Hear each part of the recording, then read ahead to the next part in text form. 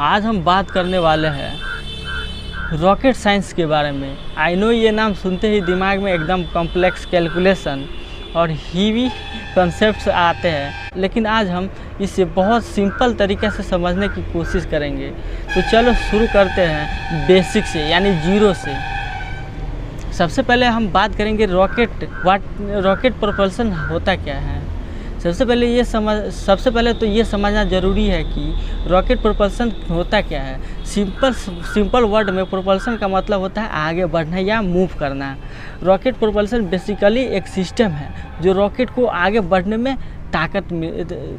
की ताकत देता है। जैसे कार में इंजन होता है, वैसे ही रॉकेट में प्रोपल्सन सिस्टम होता है जो उसे स्पेस में ऊपर ले जाता है। अब ये प्रोपल्सन का कंसेप्ट समझने के लिए हमें थोड़ा न्यूटन साहब की मदद लेनी पड़ेगी। न्यूटन की थर्ड लॉ ऑफ मोशन याद है, every action equal and opposite reaction. जैसे मान के चलिए, अब जैसे हम आपको ऐसे थप्पड़ मारेंगे तो क्या कीजिएगा, आप ऐसे ही रहिएगा, आप ऐसे नहीं रहिएगा। आप जैसे ही मारेंगे तो आप इधर हो जाइए। तो ये होता है फनी टाइप में समझाने का कोशिश किया हूँ। इसी न्यूटन का जो लॉ होता है वो यही कहता है कि अगर आप जितना ज़ोर से किसी को धक्का देंगे उतना ही ज़ोर से वो आगे जाएगा। तो ये हो गया न्यूटन का थर्ड लॉ। मतलब कि अगर आप किसी चीज़ को फोर्स लगा के पीछे की तरफ धक्का देते हो तो वो ऑटोमेटिकली आगे की तरफ मूव करेगा। रॉकेट भी कुछ ऐसा ही है। जब रॉकेट अपने इंजन से फ्यूल को हाई स्पीड में पीछे की ओर एक्सहॉर्ट करता है तो ये एक्सहॉर्ट गैस रॉकेट को आगे धक्का देते हैं। सिंपल। तो ये था सिंपल वर्ड में समझाने का कोशिश। उम्मीद करते कि आपको ये समझ में आया होगा। तो रॉकेट इंजन काम कैसे करता है। रॉकेट इंजन में फ्यूल होता है जिसे हम प्रोपेलेंट कहते हैं। जब ये फ्यूल बर्न होता है तो गैसेस हाई स्पीड में एक्सपैंड करती है और ये नोजल से बाहर निकलती है जो पीछे लगा होता है। ये नोजल रॉकेट का जो होता है ना, इम्पोर्टेंट पार्ट होता है। ये गैस को एक डायरेक्शन में कंसंट्रेट करके निकालने में हेल्प करता है जिससे रॉकेट को मैक्सिमम थ्रस्ट मिल सके। अब ये थ्रस्ट ही रॉकेट को आगे पास करता है, यानी आगे पुश करता है, यानी कि आगे धकेलता है। तो अब रॉकेट प्रोपल्सन के भी डिफरेंट टाइप होते हैं। जो सबसे कॉमन टाइप है वो है केमिकल प्रोपल्सन। इसमें फ्यूल और ऑक्सीडाइजर यूज होता है। ऑक्सीडाइजर यानी उसको जो फ्यूल को बर्न करने में मदद करता है। जब फ्यूल और ऑक्सीडाइजर मिक्स होता है तो इसमें इग्नाइट होता है, तो एक एक्सप्लोजन होता है और गैस बहुत तेज़ी से एक्सपेंड होता है जिससे रॉकेट को थ्रस्ट मिलता है। एक और टाइप होता है इलेक्ट्रिक प्रोपल्सन। इसमें इलेक्ट्रिसिटी का यूज़ करके आयन को हाई स्पीड में एक्सीलरेट किया जाता है जिससे थ्रस्ट मिलता है और ये टाइप ज़्यादा एफिशिएंट होता है लेकिन थ्रस्ट कम होता है। मोस्टली सैटेलाइट में इसी का यूज़ किया जाता है। तो भाई, रॉकेट प्रोपल्सन और जेट प्रोपल्सन में फ़र्क क्या है। जैसे जेट होता है ना, जेट इमेज लगा दूंगा, वहाँ से आप देख सकते हैं। जेट और रॉकेट में ये डिफरेंस है। जेट का जो इंजन होता है वो एयर को यूज़ करता है कंबशन के लिए, यानी जलाने के लिए। लेकिन जो रॉकेट का इंजन जो होता है वो वैक्यूम में भी काम करता है क्योंकि उसके पास अपना खुद का ऑक्सीडाइजर होता है। मतलब रॉकेट इंजन एटमॉस्फेयर के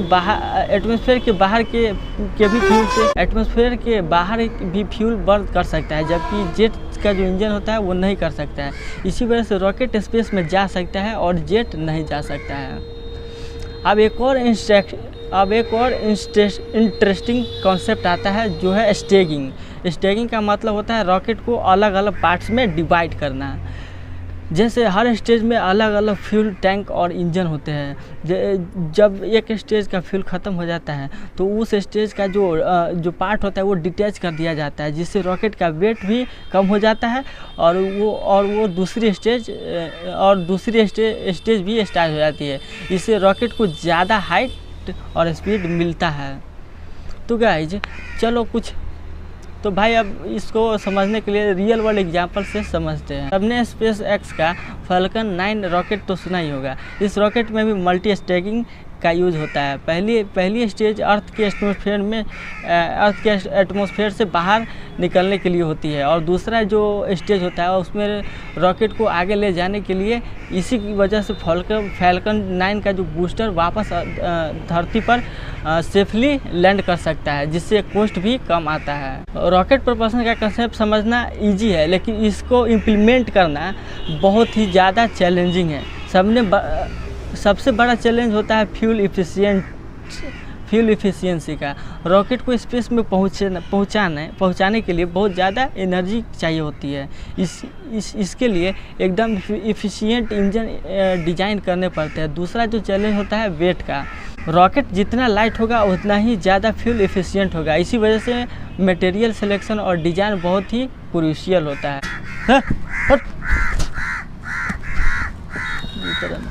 आपके सामने एक बड़ा सा रेड बटन है। हाँ, है। दबा दिया, आगे बोलो। फाइनली अब बात करते हैं फ्यूचर की। मेनली केमिकल प्रोपल्सन यूज होता है, लेकिन फ्यूचर में न्यूक्लियर प्रोपल्सन या आयन प्रोपल्सन जैसे एडवांस मेथड आने वाले हैं। इनमें ज़्यादा एनर्जी और थ्रस्ट भी ज़्यादा होता है। नासा और स्पेस एक्स जैसे एजेंसी ऐसे प्रोपल्सन मेथड पर काम कर रही है, जो हमें मार्स या फिर इससे और भी ज़्यादा दूर ले जाने का जो है वो राह आसान कर सकता है। ये था सिंपल ओवरव्यू रॉकेट प्रोपल्सन के बारे में। आई होप आपको ये टॉपिक थोड़ा इजी लगा होगा। रॉकेट साइंस बहुत फैसिनेटिंग है, और जितना आप समझते जाओगे उतना ही आपको मज़ा आएगा।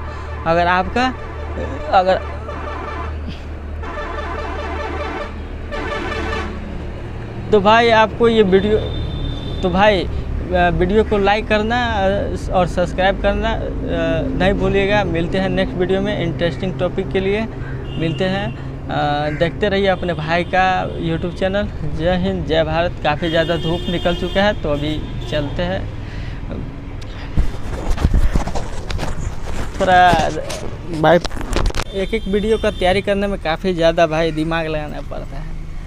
अभी थोड़ा एडिटिंग पे भी काम करना बाकी है, जो कि आप लोगों के हेल्प के बिना नहीं होने वाला है। तो कृपया सपोर्ट बनाए रखें। देखते रहिए अपने भाई का यूट्यूब चैनल। जय हिंद, जय भारत।